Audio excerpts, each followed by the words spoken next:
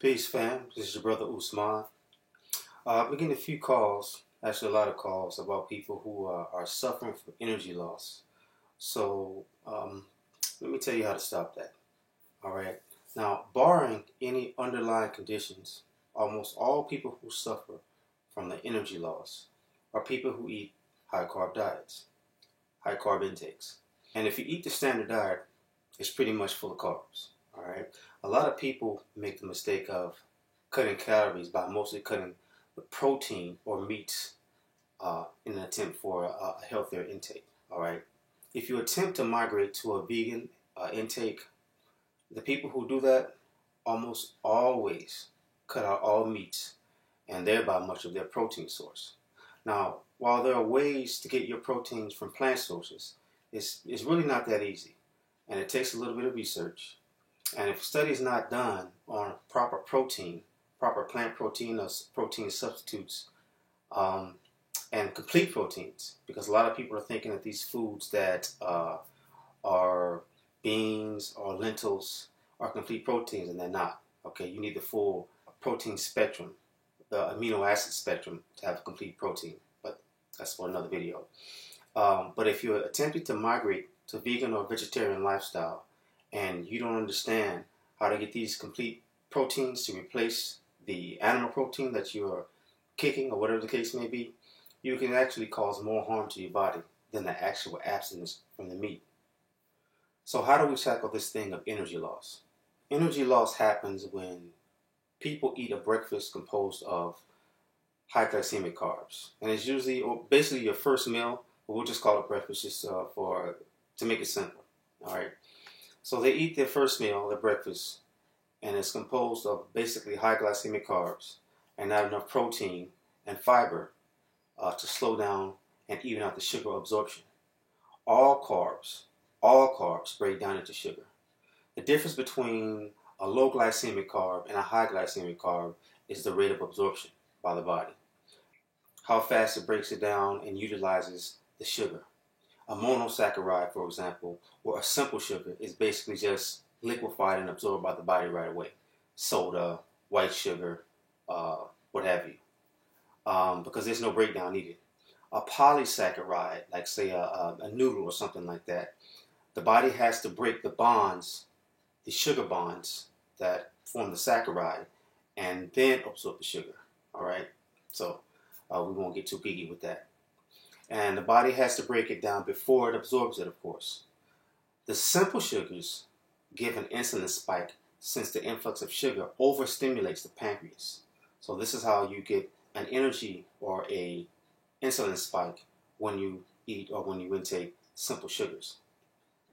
Now the following example considers people that are not or that are on the journey to eating non-gluten, non-wheat food items, but may not be there yet. All right. So this is the example that I'm going to give.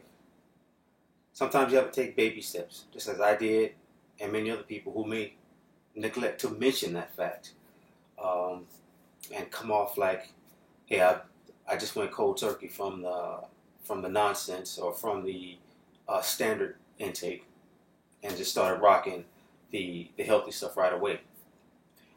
It doesn't really happen that way for a lot of us. But if it does for you, no problem. But the example that I'm giving is in consideration of people who are still taking those baby steps, all right? So, for example, for your first meal or breakfast, you have a bowl of oatmeal, toast, orange juice, and 2 slices of turkey bacon or turkey sausage, all right? At least I put the turkey in there instead of the pork. The 3 sources of carbs elevate the blood sugar despite the fact of the fats in the meat, because a lot of people think that since they eat meat with their carbs, that it slows down or that it slows down the absorption of the carbs and prevents insulin spikes. That's not the case. It may slow down the emptying of the stomach, but it does not blunt the effects of the insulin rush that overstimulates the pancreas. So you still have this insulin spike when you take in carbs, or a lot of carbs, I should say, and a little bit of meat, which is usually the case. All right, you have an instant sugar spike from the orange juice. Remember, that's a simple sugar.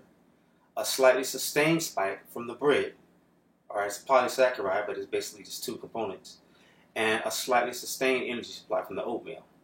All right, but all of it equals too much sugar because again, all carbs break down into sugar into the body. So your energy level spikes initially and is elevated throughout the assimilation of the carbs. And the minute the body uses the last carb energy source, which is usually 30 to 60 minutes before you have your next meal, a sudden drop in energy occurs.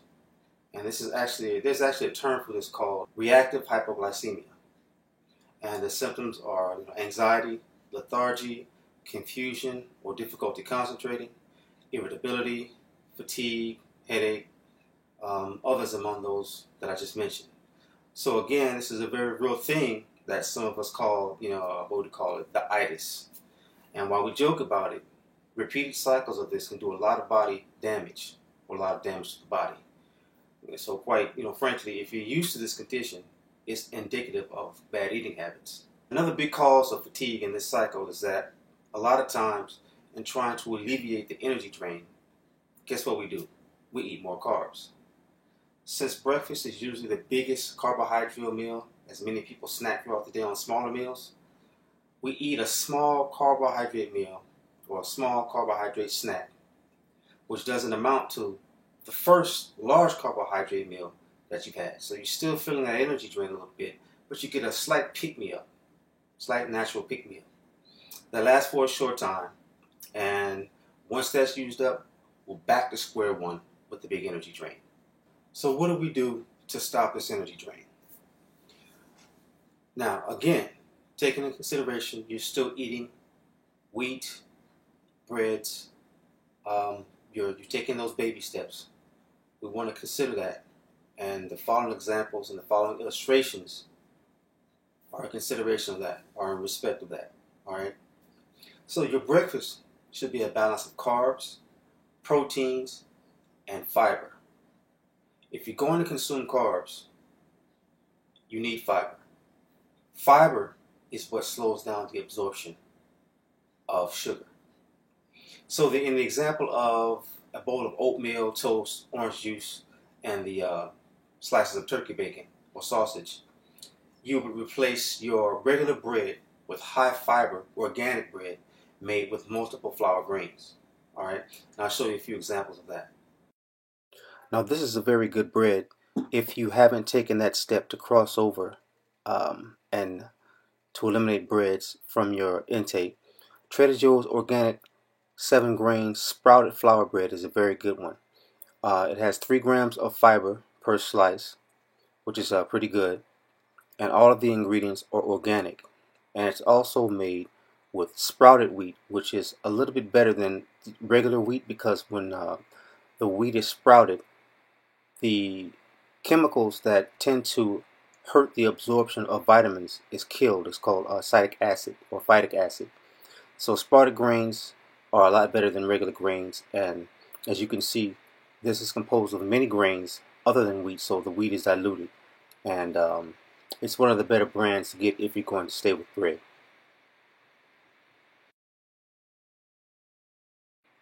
Whole Food Markets also has a organic bread called Prairie Bread.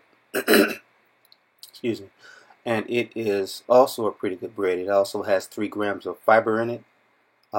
Pretty high in carbohydrates, 23 carbs. But if you haven't made that crossover, once again, this is one of your better choices. All organic ingredients. This one doesn't have the sprouted wheat, but it is still diluted with other forms of grains such as the flax seeds, sesame seeds, poppy seeds, cornmeal, oats, so on and so forth. So this is also a good brand to get if you're still with the bread, or to cross over from the regular types of bread, and make the transition, to help you make the transition. Now this bread, if you want to call it that, is the best thing you can do if you still crave that bread taste and that bread consistency. This is paleo bread, and it's actually made with just almond flour or coconut flour, egg white, psyllium seed, lemon juice, and potassium bicarbonate. Now this has an amazing 7 grams of protein in each slice and only 1 net carb, 5 grams of fiber per slice. So this is a really good bread alternative if the price is okay with you. I ordered this once. The reason I didn't stay with it is because I don't necessarily need the bread taste, because you can see the price. It's not cheap, so just keep that in mind. But it's called Paleo Bread, and you can get it at the website julianbakery.com. Very good bread, if you want to call it that. No carbs or 1 net carb. Very, very good for an alternative to bread. A little pricey, but you can work with it. It'd be good for you. These 0 vitamin or 0 calorie vitamin waters are excellent to replace your juice beverages with. You can get rid of easily 30 to 40 carbs by switching from juice to these vitamin waters, which are a lot of times fortified with other vitamins, vitamin C, B6, B12, and they taste excellent. Very wide selection. So this would be a very good investment in order to curb the carbs and get off of the high fructose juice. So with these 2 simple changes, just replacing your basically high glycemic non-fiber carbs with lower glycemic fiber carbs, taking out some of these simple sugars, all right? And one of the things that I forgot to mention in reference to the getting rid of the juices, the fructose, especially the store-bought juices and whatnot, those have a high sugar content. I personally make my own. I may take 2 strawberries, 8 ice cubes, a little stevia, 1 tablespoon of unprocessed sugar, which is like 12 grams, to 16 ounces of water. And I'll make a video. It's very simple, so I don't really foresee needing to make a video about it. But if I get any requests, I'll go ahead and do it, because I make several. And the way I make it, it tastes sort of like the Orange Julius back in the day. Depending on how old you are, you may not know what the hell I'm talking about. So, but I kind of make my own beverages. It's very simple with fruit, and you can sip on them all day. But getting rid of those 2 things, you can cut 30 to 50 carbs off of each meal. Okay, that's over 300 carbs from your intake in a week. All right, without sacrificing nutritional content. All right, we want to take away the bad elements, but still leave the good elements. And we'll discuss more ways to do this. This is just simple video, but a simple way to just snatch some of these high glycemic carbs out of your intake, and you'll see your energy level rise once you do this, and that'll of course motivate you to take even more steps. And again, these other steps will be explained throughout further videos from here on out. Okay, so thanks for watching. 1